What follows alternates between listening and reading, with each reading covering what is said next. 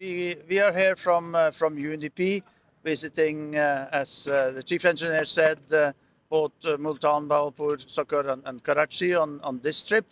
As the whole United Nations, we're concerned about the Sustainable Development Goals and the development in all sectors and the integrated development. And for our next 5-year plan, we are studying what we can do for the Indus River Basin. The Indus River Basin covers very large part of Pakistan, and a very large part of the population depends on the Indus River Basin.